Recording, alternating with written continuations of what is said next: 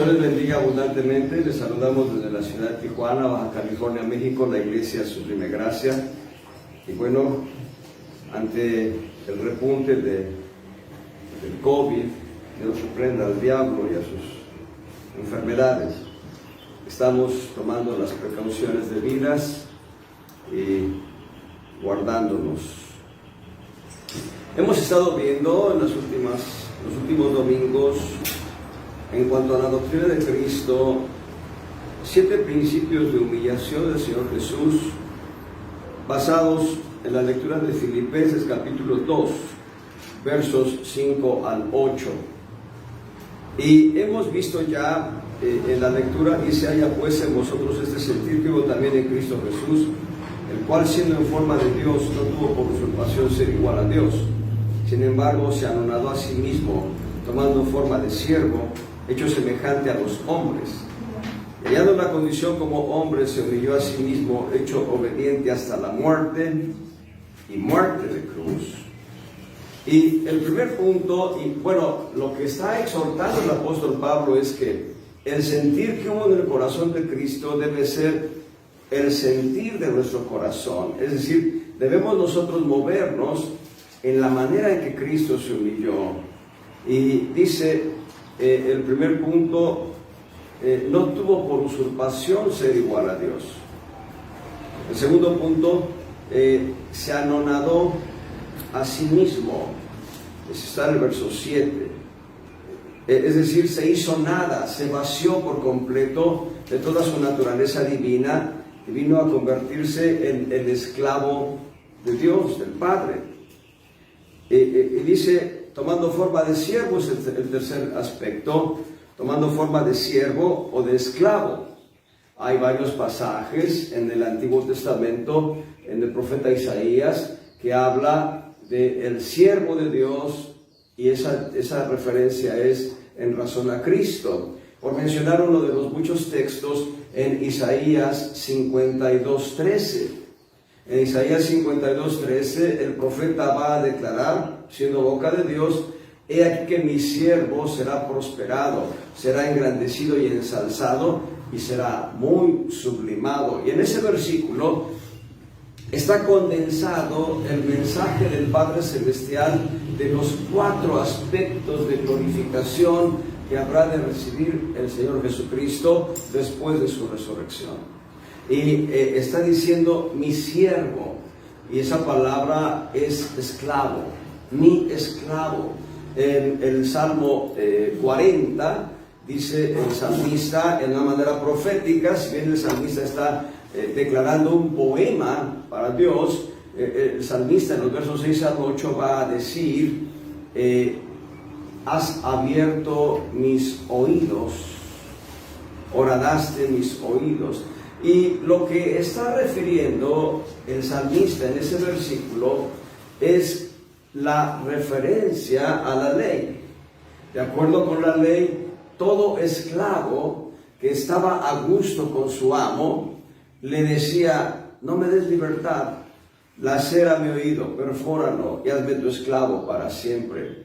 Y sobre todo tratándose de esclavos que, estando en la esclavitud, el amo les había dado esposa, y teniendo esposa, ellos habían tenido hijos.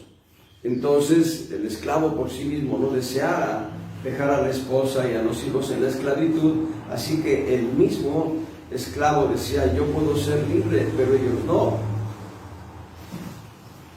Y como ellos no pueden ser libres, mejor yo me hago esclavo para que ellos y yo convivamos como familia. Es lo que hace Cristo. Cristo es Dios, y Cristo se vacía de sí mismo y se hace el esclavo del Padre Celestial, para que nosotros, que antes éramos esclavos del pecado, al ser libres nos convertimos en esclavos de la justicia, y al ser esclavos de la justicia, junto con Cristo, somos esclavos del Padre Celestial. Esto no lo entienden algunos santos, algunos creyentes, y por eso hacen su vida como un papalote. Pero quienes entendemos esto, procuramos estar en la casa de Dios y procuramos buscar el rostro del Señor todos los días, aunque no estemos reunidos como iglesia, procuramos buscar el rostro del Señor todos los días, porque Él es nuestro Señor. Cuando decimos que Él es nuestro Señor, entendemos que nosotros somos sus siervos, sus esclavos. Pero dice más, dice, tomando forma de siervo, dice, hecho semejante a los hombres. Él no es hombre en la naturaleza caída nuestra. Él es verdadero hombre en una naturaleza sin pecado, una naturaleza en la que no hay la más mínima expresión de pecado. Él es hombre, nosotros tenemos una naturaleza de pecado. Lo he dicho en otras ocasiones, quizá no en esta reunión de santos, pero en otros lugares he dicho, todo ser humano tiene dentro una serpiente. Y aunque suene feo, pero es verdad. Aún los bebés traen una serpiente dentro. Y el que me quiera refutar, bueno, debo decirles, cuando un bebé hace un berrinche, es la serpiente dentro la que está haciendo el berrinche a través del bebé.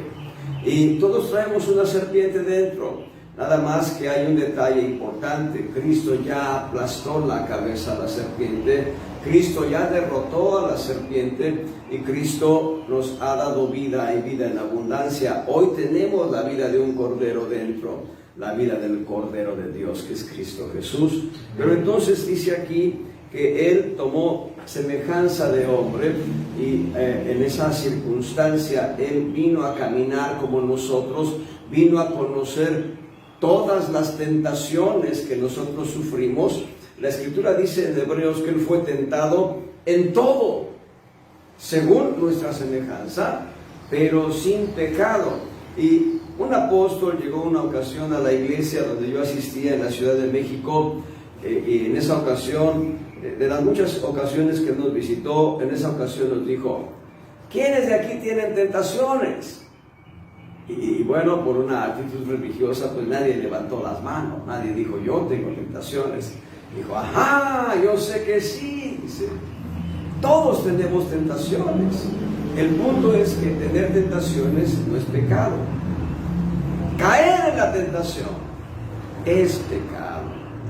Todos los días estamos expuestos a una lluvia de dardos de fuego del maligno, y a veces esos dardos no se constituyen en enfermedades, a veces esos dardos no se constituyen en atentados contra nuestra vida, sino se constituyen en tentaciones. En una ocasión platicaba un ministro de Dios con una mujer viuda que, habiendo enviudado, estaba joven todavía, y el ministro le dijo: ¿no has pensado en casarte? ¿No has pensado en formar un nuevo hogar?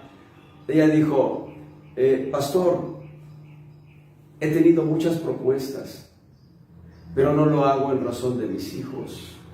Quiero cuidar a mis hijos hasta que ellos crezcan, se valgan por sí mismos y formen un hogar.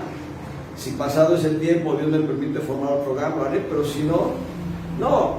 Entonces, esas propuestas que ella había recibido indiscutiblemente eran una forma de tentación. No estoy diciendo de tentación al pecado, pero sí de tentación a formar un matrimonio nuevo, pues ella ya era viuda y tenía estaba legitimada para casarse. Entonces, todos vamos a ser expuestos a tentaciones en muchas maneras. Y Cristo fue expuesto a todas las tentaciones del enemigo, pero Cristo derrotó al enemigo en cada tentación.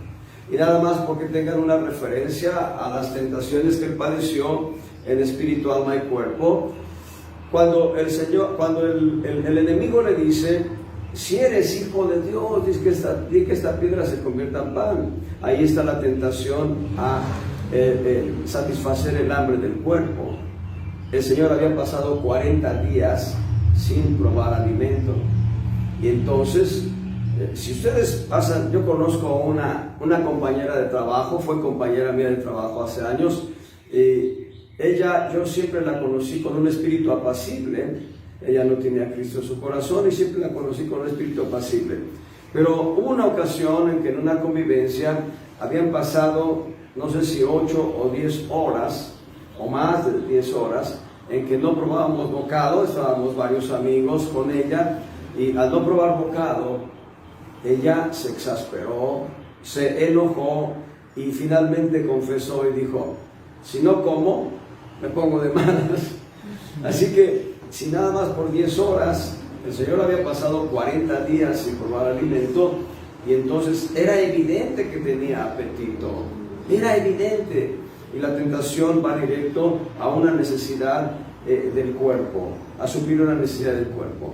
Pero luego hay una segunda tentación que tiene el nivel del alma, porque el diablo lo llevó a la parte alta del templo de Jerusalén, en las almenas. Y debo abrir un paréntesis para explicarles por qué lo lleva hasta allá y por qué la tentación de esa naturaleza. Había una tradición judía que supongo hasta el día de hoy permanece, aunque no hay templo ya en Jerusalén, al día de hoy no hay templo. Había una tradición judía que decía que el Mesías habría de descender del templo y posar sus pies en la tierra, en manera que no sufriese un solo daño, sino bajar lentamente, no como baja un objeto por causa de la gravedad, de la ley de gravedad. Entonces, cerrado el paréntesis, el diablo le dice: échate de aquí abajo, porque escrito está, a sus ángeles mandará que te guarden en todos tus caminos, para que tu pie no tropiece en piedra.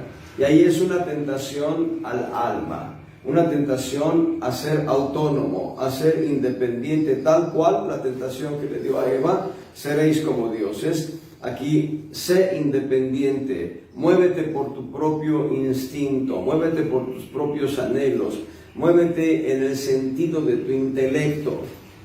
Pero Cristo va a darnos un ejemplo y un testimonio a lo largo de los evangelios de una total dependencia del Padre, una completa y absoluta dependencia del Padre. Entonces, en la primera tentación de la piedra convertida en pan, dice: escrito está, no con solo pan vivirá el hombre, sino con toda palabra rema que sale a través de la boca de Dios. Pero ante esta tentación, el Señor contesta con la Escritura: escrito está, no tentarás al Señor tu Dios.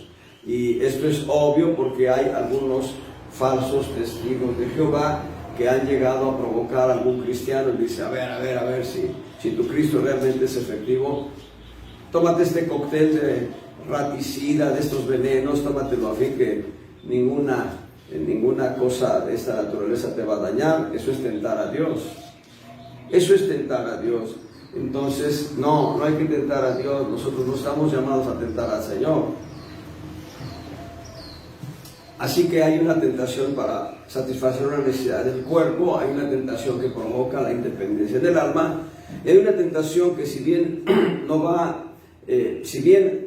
no golpea el Espíritu de Cristo, porque el Espíritu de Cristo es eterno y es el Espíritu de Dios, sí atentó en un sentido espiritual, porque le dice que en un momento de tiempo le mostró todos los reinos del mundo y su esplendor, y le dijo: todo esto te daré si postrado me adorares.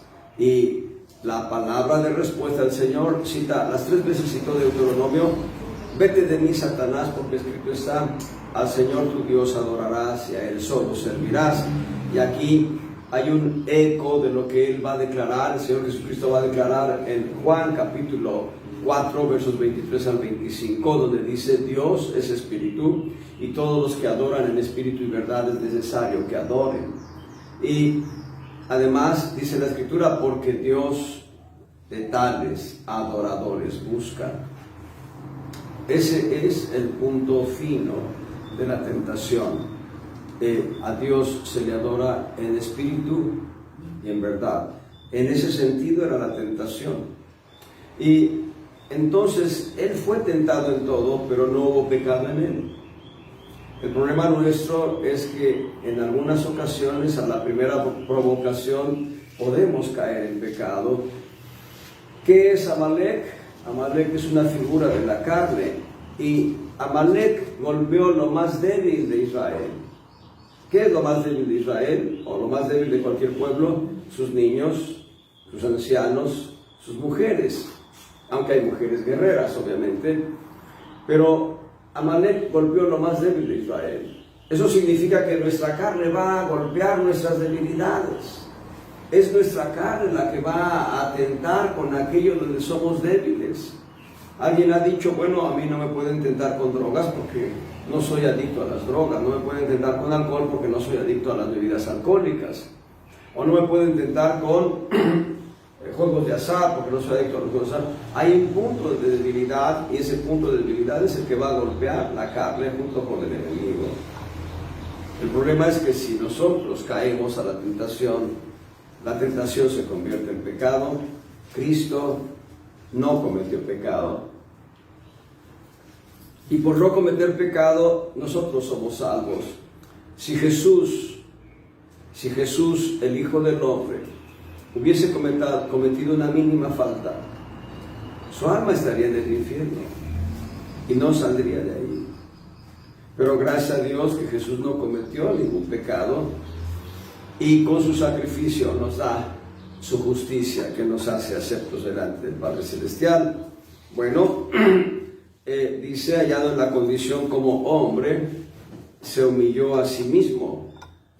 Y esa humillación la vemos en diferentes maneras. Hablamos un poco de la vanidad la semana pasada, solamente por darle un remache al clavo y terminar la enseñanza de estos 7 puntos hoy. En el punto número 5, donde dice que se humilló a sí mismo, él acepta transformarse en una serpiente. Hay un diálogo no escrito en Getsemaní. El Señor fue a Getsemaní después de celebrar la Pascua con sus discípulos. De los 12 discípulos, uno ya se había separado, Judas, ya estaba allá con los príncipes de Israel, con los sacerdotes, con los escribas, con los fariseos, estaba planeando cómo entregar al Señor. Así que quedaban 11 discípulos con el Señor. De esos 11 le acompañan a Getsemaní y todavía 8 se quedan en un sitio y 3 le acompañan más al Señor, todavía más lejos, pero a ellos todavía el Señor los deja en un sitio y el Señor se aparta a orar. 3 horas estuvo orando el Señor, cada hora hizo una pausa y la oración de él era esta: Abba Padre, si es posible, pasa de mí esta copa, mas no como yo quiero, sino como tú. Pero él no lo estaba repitiendo como un disco rayado durante una hora completa, sino que después de hacer esta oración en entendimiento, él hablaba en lenguas con el Padre Celestial. En ese diálogo que no está escrito en los evangelios, pero los salmos y los profetas nos dan indicios de en qué consistió el diálogo. Dice el Señor: si es posible, pasa de mí esta copa. Y cuando ustedes lean los salmos y cuando ustedes lean los profetas, hay 2 referencias a una copa específica. Hay una copa, dice, llena de heces fecales. ¿Saben lo que es una hez fecal? Hay una referencia a una copa llena de heces fecales. Pero hay otra referencia a una copa de ira, de enojo, de ignominia, una copa de total ira y cólera. Por lo menos hay 2 referencias de las lecturas que yo he hecho a la Escritura, a la Biblia. Y lo que está diciendo el Señor Jesucristo: no quiero beber esa copa llena de heces fecales. Y Él está diciendo: no quiero sufrir la copa de tu ira. Pero está diciendo algo más: si es posible. Si no es posible, está bien. Beberé la copa de tu ira y la copa de las heces fecales. Lo haré en obediencia a ti, Padre Celestial. Ese es el diálogo no escrito. Y la Escritura nos muestra que a Getsemaní entraron 2 voluntades: la voluntad del Padre y la voluntad del Hijo.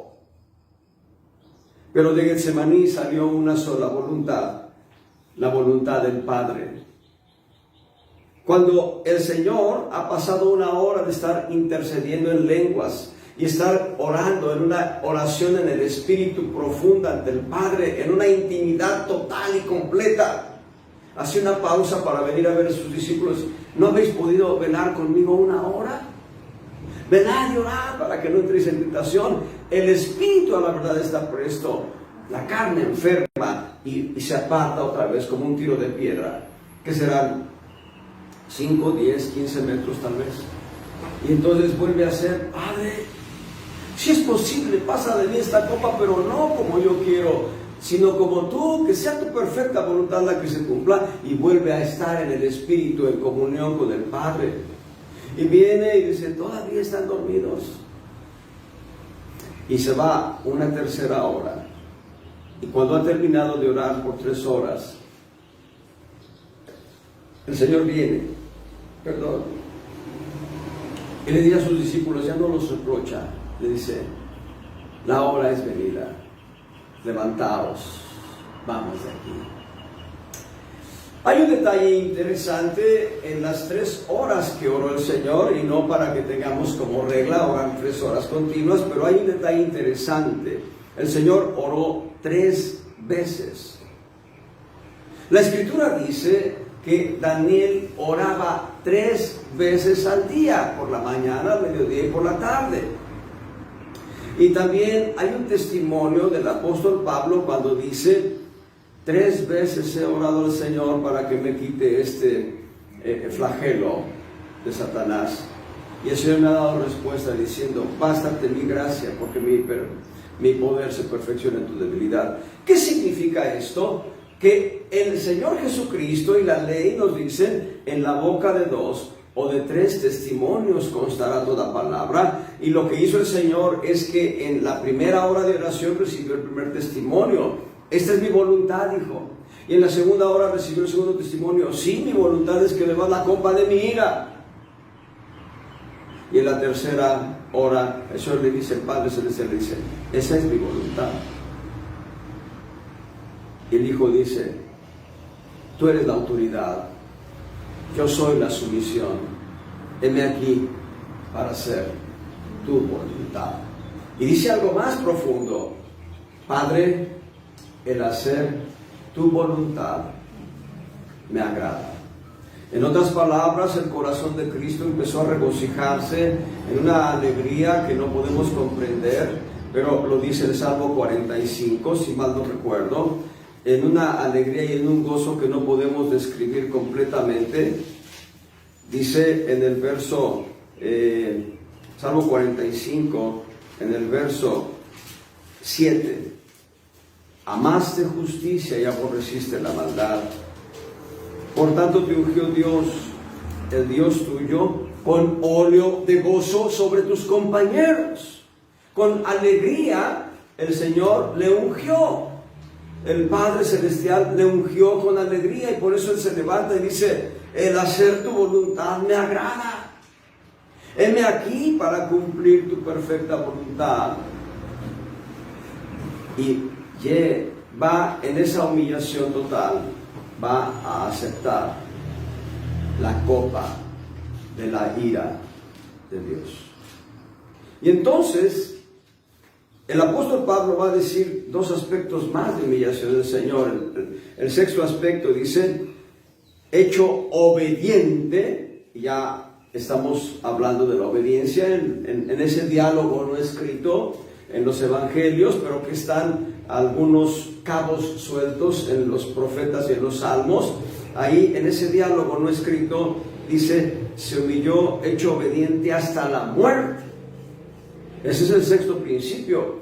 Es decir, ya no solo el hecho de sufrir la ira de Dios, sino ser muerto. Y debo decirles algo que trasciende en esta enseñanza, y es muy importante entender. Es trascendente el entendimiento. Cuando Satanás logró convencer a Eva de los beneficios del fruto de la ciencia del bien y del mal, que los haría autónomos, los haría independientes y al mismo tiempo los haría como dioses, Lo que logró Satanás fue arrebatarle al hombre cuando el hombre come el fruto, cuando Adán come el fruto. Satanás espiritualmente le arrebató al hombre el imperio del infierno y de la muerte. Las llaves del infierno y de la muerte es una cuestión de autoridad espiritual. No estamos hablando de llaves literales, llaves físicas.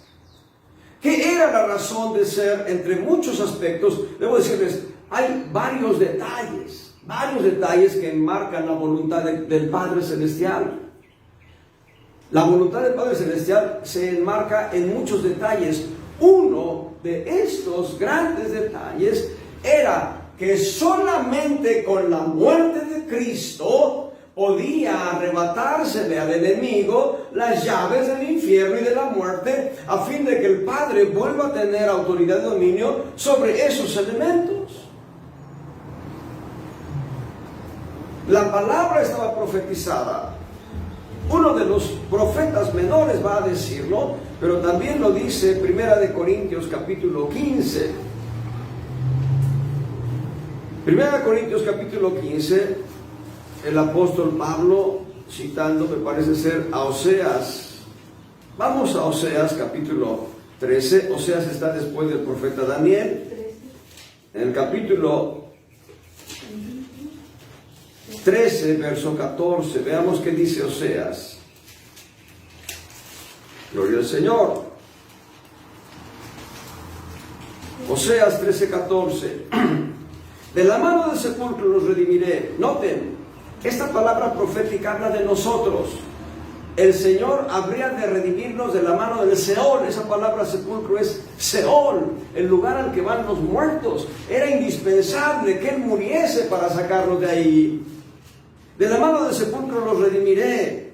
Librarélos de la muerte. Gloria al Señor, Él ya nos sacó de la muerte. Y dice algo más: oh muerte, yo seré tu muerte. Oh sepulcro, yo seré tu destrucción. ¿Se dan cuenta del mensaje? Estaba profetizado. Y el Señor Jesús lo sabía, conocía el texto perfectamente. Y el Señor Jesús, por eso acepta en este punto 6 de humillación, morir. Morir para quitar el imperio de la muerte al diablo. Ahí en 1 Corintios capítulo 15, verso 55. 1 Corintios 15, 55. ¿Dónde está, oh muerte, tu aguijón? ¿Dónde, oh sepulcro, tu victoria? Cristo le ha arrebatado al diablo las llaves del infierno y de la muerte. Gloria al Señor. En Apocalipsis capítulo 1 lo declara ya glorificado el Hijo de Dios. En Apocalipsis capítulo 1, ahí en el verso 18, desde el verso 17, cuando yo le vi, cuando el apóstol Juan vio al Señor Jesús, caí como muerto a sus pies, cayó como muerto Juan. Y el Señor Jesús puso su diestra sobre mí, diciéndome: no temas, yo soy el primero y el último, y el que vivo y he sido muerto. Ahí está, he sido muerto, pero vivo ahora. Y he aquí que vivo por siglos de siglos, podemos traducirlo también, he aquí que vivo por la eternidad, para garantizar la vida a todos los que creen en Él. Gloria al Señor, vive por toda la eternidad. Y dice algo más. Dice amén. Dice: y tengo las llaves del infierno y de la muerte. Tengo las llaves del infierno y de la muerte. Así que el Señor Jesús fue al mismo infierno a arrebatarle al enemigo las llaves del infierno y de la muerte. Les dije la semana pasada, el pecado se originó en el cielo. El pecado se originó en el cielo. Todavía no había alguien en el infierno estaba vacío, el Seol, el Hades estaba vacío, y el lucero de la mañana, el querubín protector, que originalmente alguien dice que se llamaba Luz Bella, él se sublevó, se rebeló contra la autoridad divina, quiso usurpar el trono de Dios, quiso darle un golpe de estado. Ahí se originó el pecado. En el infierno se generó nuestra redención. Nuestra redención. Gloria al Señor. Quiero que vean en el Salmo 139 este punto que estoy mencionando, como en el infierno se genera nuestra redención. Salmo 139. En el verso 15.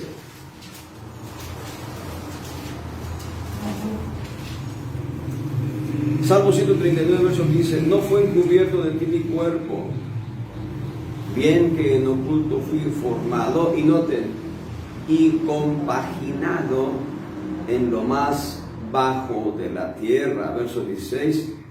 Mi embrión vieron tus ojos, y en tu libro estaban escritas todas aquellas cosas que fueron luego formadas, sin faltar una de ellas. Es evidente, amados hermanos, que todo bebé se forma en el vientre de una mujer, pero aquí habla de un embrión formado y compaginado en lo más profundo de la tierra, en los sufrimientos de Cristo Jesús. En el infierno fue gestada la iglesia, de la cual hoy nosotros formamos parte. Bendito sea el Señor, porque esta humillación hasta la muerte y muerte de cruz estaba profetizada. El Señor tenía que morir para, con su muerte, darle muerte a la muerte. Es una aplicación de lógica. La muerte de la muerte es igual a vida.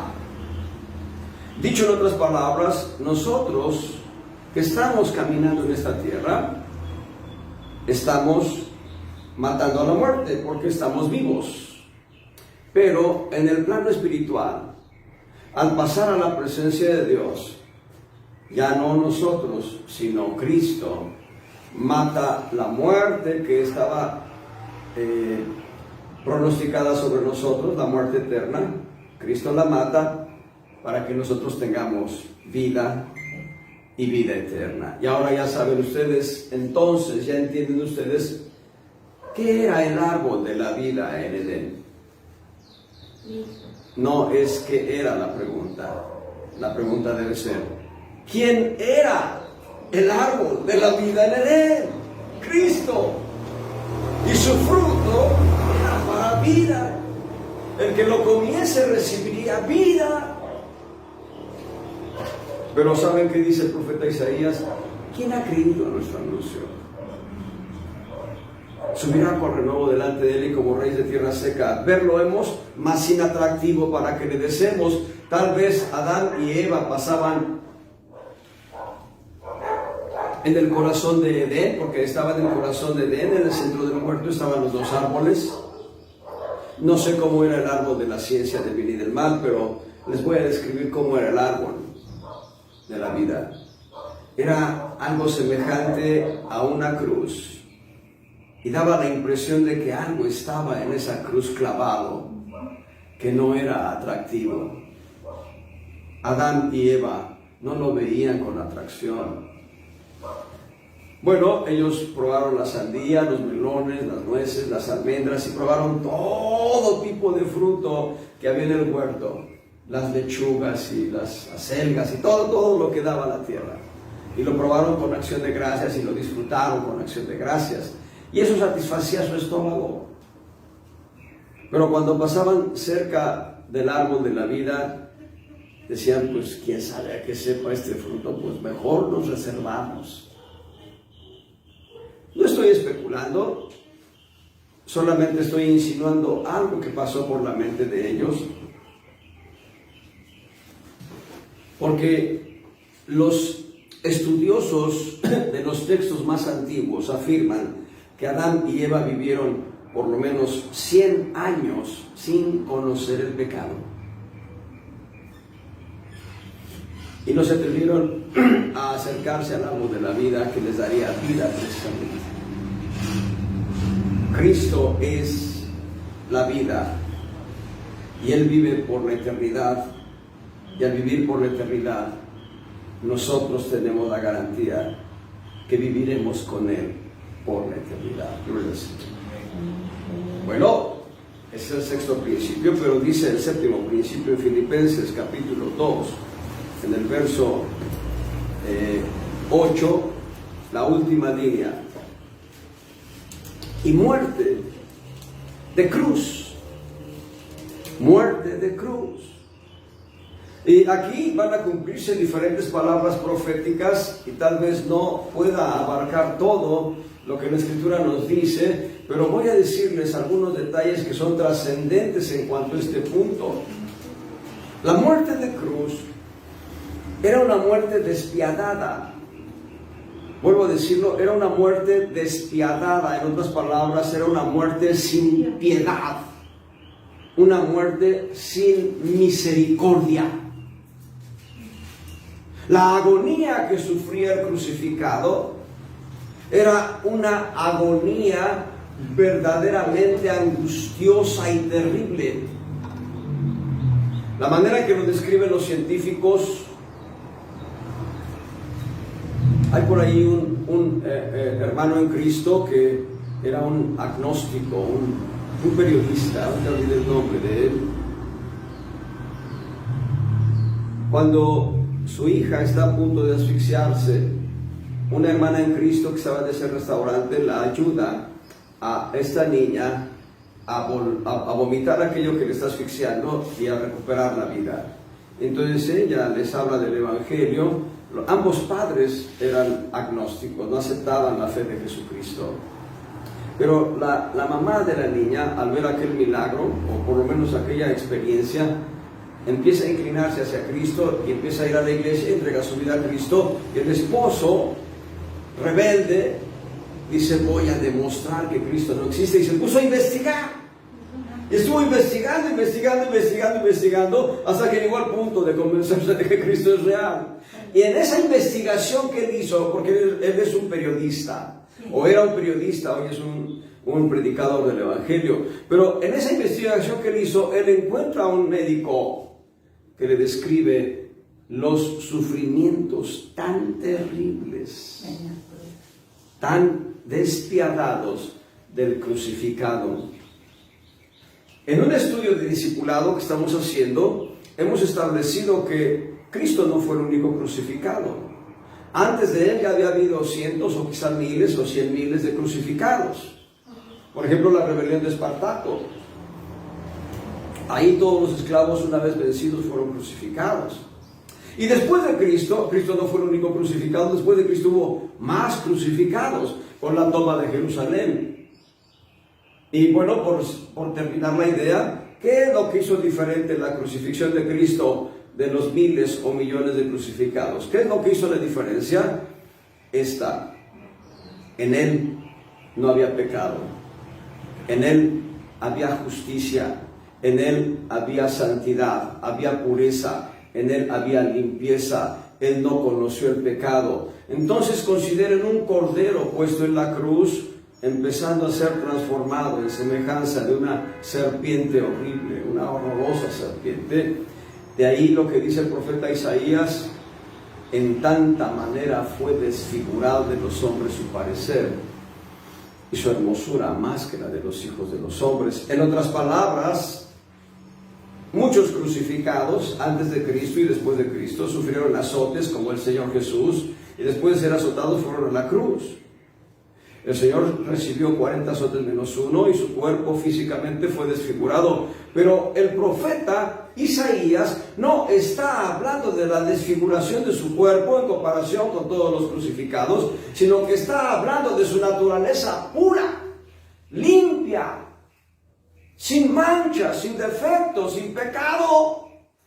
De acuerdo a la ley, todo cordero no debía tener defecto para ser sacrificado delante del Señor, de acuerdo a la ley y de acuerdo a los ceremoniales levíticos. Y eso es lo que marca la diferencia. Cristo era sin pecado, sin mancha, sin defecto. Pero quiero que vean algo interesante en Isaías, capítulo 53. En el verso 8. Versos 8 y 9. De la cárcel y del juicio fue quitado, y su generación, ¿quién la contará? Porque cortado fue de la tierra de los vivientes, por la rebelión de mi pueblo fue herido, y dispúsose con los impíos su sepultura, mas con los ricos fue en sus muertes. Si alguien quiere agregarle una S a su, para que suene sus, y una S a muerte, para que suene muertes, está en lo correcto. Isaías capítulo 53, en el verso 9. Fue en sus muertes. El Señor Jesucristo padeció diferentes tipos de muerte en una sola muerte.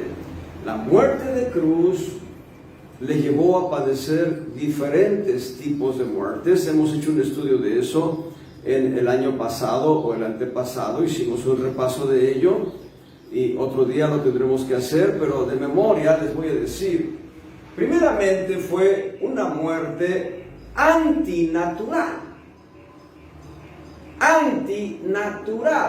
es decir, contra naturaleza, porque Dios es eterno y murió Dios en la cruz, el Hijo de Dios murió en la cruz. Cuando leemos, porque entendamos esto de una manera más puntual, cuando leemos el libro de los Hechos, en el capítulo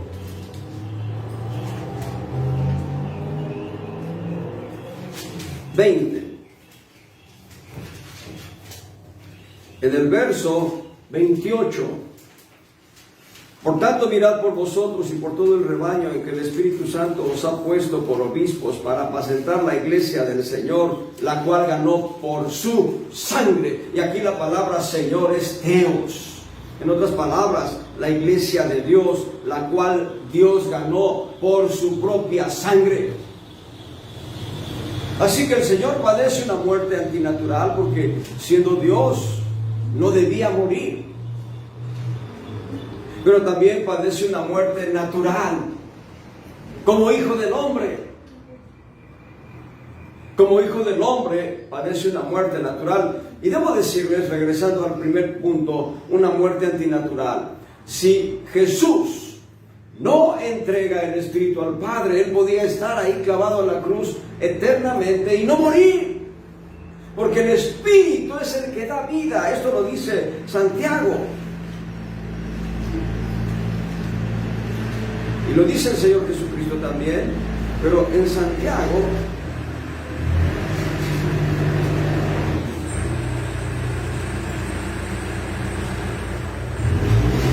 en el capítulo 2, verso 26, Santiago 2, 26, porque como el cuerpo sin espíritu está muerto,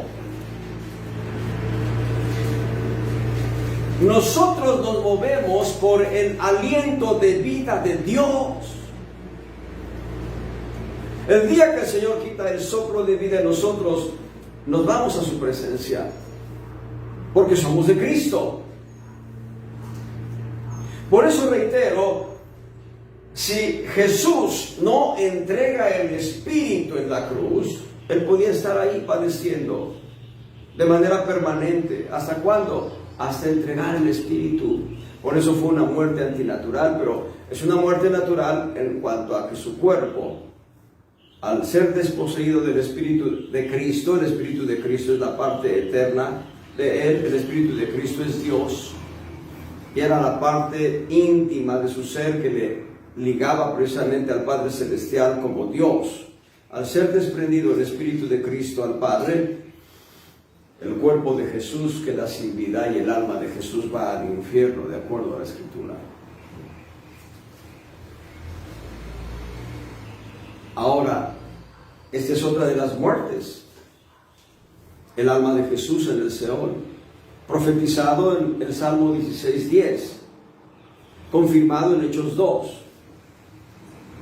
El alma de Jesús fue llevada al corazón de la tierra. El Señor Jesús lo había profetizado. El Señor Jesús dijo, así como Jonás estuvo en el vientre de la ballena 3 días y 3 noches, así es necesario que el Hijo del Hombre esté en el corazón de la tierra. El corazón de la tierra es un lugar de un calor intensísimo, más de 4000 grados centígrados de temperatura. Ahí estuvo el alma del Señor Jesús, padeciendo por nosotros. Y como dijera un pastor, hermano Jack Locker, dijo, no sé cómo lo hizo, pero lo hizo. Comprimió en 3 días y 3 noches toda nuestra eternidad, todos los redimidos. La eternidad de castigo eterno fue comprimida en el suplicio de Él. Nosotros no vamos a conocer el fuego. Si nos quemamos en la estufa es por estar cocinando, pero no vamos a conocer el fuego del infierno. Muerte de cruz. Hay diferentes expresiones de la muerte del Señor, por ahí les he dado el estudio, y lo que está enseñándonos la Escritura en Filipenses capítulo 2 del 5 al 8 son 7 principios de humillación del Señor Jesús. Muerte y muerte de cruz, despiadada, terrible, horrible. Alguien dirá, oye, pero no sabes cómo es la muerte de la guillotina. Bueno, en la guillotina, al cortar la cabeza, el cerebro todavía tiene unos 5 minutos de oxígeno y es la única angustia que se padece en 5 minutos.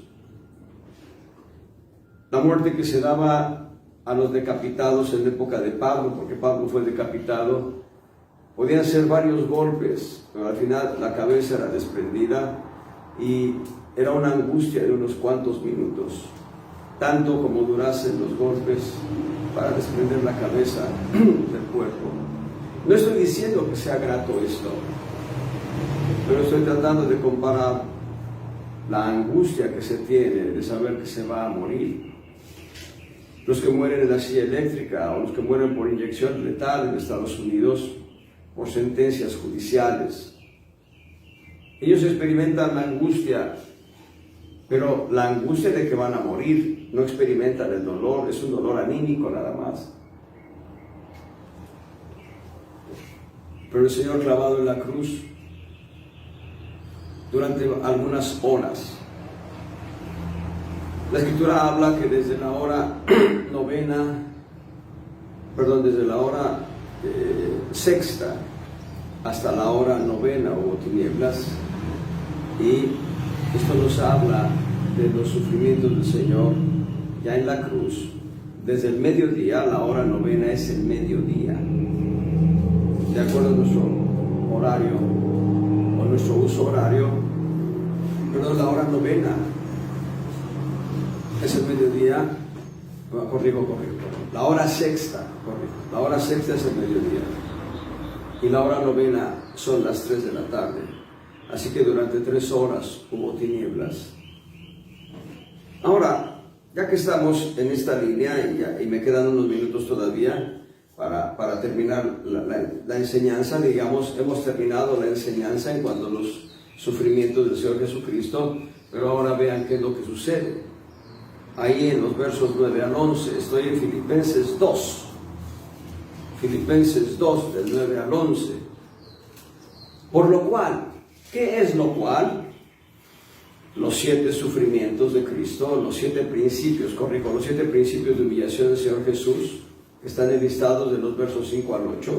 Por esos 7 principios de humillación del Señor Jesús, en el verso 9 dice, Dios también lo ensalzó a lo sumo y le dio un nombre que es sobre todo nombre, para que en el nombre de Jesús, es en el verso 10, se doble toda rodilla de los que están en los cielos y de los que en la tierra y de los que debajo de la tierra, y toda lengua confiese que Jesucristo es el Señor, a la gloria de Dios Padre. Después de 7 principios de humillación del Señor Jesús, encontramos 7 principios de exaltación del Señor Jesús. 7 principios de exaltación del Señor Jesús. Quiero que regresemos a Isaías capítulo 53, que veamos, Isaías capítulo 52, y que veamos el verso 13. Isaías 52, 13. He aquí que mi siervo será prosperado, será engrandecido y ensalzado y será muy sublimado. 4 aspectos de exaltación que tienen que ver con las 4 expresiones de la gloria de Dios. La gloria del nombre de Dios, la gloria de la palabra de Dios, la gloria de la vida de Dios, la gloria de la presencia de Dios, están enlistados aquí. Y estos 4 principios de exaltación habrían de ser dados ¿a quién? Al siervo de Dios. ¿Quién es el siervo de Dios? Cristo Jesús. Y estos 4 principios de exaltación se ven interrumpidos por una descripción de sufrimientos. Como se pasmaron de ti muchos. En tanta manera fue desfigurado de los hombres su parecer y su hermosura más que la de los hijos de los hombres. Y empieza a describir sufrimientos. Empero rociará muchas gentes, los reyes cerrarán sobre sus bocas porque verán lo que nunca les fue contado y entenderán lo que jamás habían oído. Y arranca Isaías 53. Les animo a que aprendan de memoria todo el capítulo. ¿Quién ha creído a nuestro anuncio? ¿Y sobre quién se ha manifestado el brazo de Jehová? Y subirá cual renuevo delante de él, y como raíz de tierra seca, no hay parecer en él ni hermosura. Verlo hemos más inatractivo, lo mencionábamos hace rato. Adán y Eva vieron el árbol sin atractivo. Debo decirles, y esto es una confesión que no me gusta hacerla, pero la voy a hacer. Hay algunos frutos que no me atraen, pero son bendición porque Dios nos hizo para que con acción de gracia nos disfrutemos. Hay algunos frutos que no me atraen. Y hay algunos frutos que no conozco. Y si los conociera no estoy seguro si me atrajesen. El punto es que Adán y Eva sí disfrutaron todos los frutos de Edén, excepto uno, el árbol de la vida, el fruto del árbol de la vida. Entonces va a decir, no hay parecer en él ni hermosura. Verlo hemos más inatractivo para que le deseemos. Despreciado y desechado entre los hombres, varón de dolores. Aquí ya se le empieza a describir como el varón de dolores, experimentado en quebranto y como que escondimos de él el rostro. Fue menospreciado y no lo estimamos. Como pueden ver, todo el capítulo de Isaías 53, todo por completo, nos habla de sufrimientos de Cristo. Y solamente hay 1 o 2 detalles donde nos habla de alegría en el corazón de Cristo. Pueden leerlo todo. Dice, ciertamente llevó nuestras enfermedades, sufrió nuestros dolores, y nosotros le tuvimos por azotado, por herido de Dios y abatido. Verso 5, mas él herido fue por nuestras rebeliones, molido por nuestros pecados. El castigo de nuestra paz sobre él, y por su llaga fuimos nosotros curados. Verso 6, todos nosotros nos descarriamos como ovejas, cada cual se apartó por su camino, mas Jehová cargó en él el pecado de todos nosotros. Angustiado y afligido no abrió su boca. Como cordero fue llevado al matadero, y como oveja delante de sus trasquiladores enmudeció y no abrió su boca. De la cárcel y del juicio fue quitado, y su generación, ¿quién la contará? Porque cortado fue de la tierra de los vivientes, por la rebelión de mi pueblo fue herido. Y dispúsose con los impíos su sepultura, mas con los ricos fue sus muertes, porque nunca hizo el maldad. Subrayado esto, nunca hizo el maldad, ni hubo engaño en su boca. Con todo eso, verso 10, Jehová quiso quebrantarlo, sujetándole a padecimiento. Y ahora vean esto, cuando diere puesto su vida en expiación por el pecado, verá linaje, vivirá por largos días, y la voluntad de Jehová será en su mano. Prosperada, aquí empieza a verse un respiro Pero vuelve a decir, verso 11, del trabajo de su alma verá y será saciado. Aquí hay otro respiro. En otras palabras, cuando Él está en la cruz, Él está diciendo, todo esto tiene sentido. La expresión coloquial que usamos los mexicanos, vale la pena. Él estaba sufriendo el castigo nuestro y decía, vale el castigo. ¿Qué es lo que valió el castigo? Nosotros. Los millones de creyentes que hoy estamos poblando esta tierra, y los millones de creyentes que ya partieron, y los millones de creyentes que todavía ejercerán su fe en breve. Hoy muchos pecadores están entregando su vida a Cristo y lo harán en el transcurso del día, en la noche o mañana, en el transcurso de la semana. Muchos pecadores entregarán su vida a Cristo y habrá un regocijo especial. Y aquí está diciendo, será saciado. Con su conocimiento justificará mi siervo justo a muchos y él llevará las iniquidades de ellos. Verso 12, por tanto, yo le daré parte con los grandes y con los fuertes repartirá despojos, por cuanto derramó su vida hasta la muerte y fue contado con los perversos, habiendo él llevado el pecado de muchos y orado por los transgresores. 7 principios de humillación del Señor. Hallado en la condición de Dios, no tuvo por usurpación ser igual a Dios, sino que se anonadó, se hizo nada. Dice, no tuvo por usurpación ser igual a Dios, sino que se hizo nada, tomando forma de siervo, hecho semejante a los hombres, y hallado en la condición como hombre, se humilló a sí mismo, hecho obediente hasta la muerte y muerte de cruz. 7 principios de humillación. Señor, Dios nos permita la próxima semana ver 7 principios de exaltación del Señor. Y quiero que lo vean en esta perspectiva, estoy terminando ya, quiero que lo vean en esta perspectiva. Si Jesús no se hubiese levantado entre los muertos, los más dignos de misericordia y lástima seríamos nosotros. Mas ahora Cristo se ha levantado entre los muertos, primicia de los que durmieron fue hecho. Por tanto, en Él se cumple la palabra, la muerte de la muerte es la vida de Jesús para nosotros. Gloria al Señor. Dios te bendiga.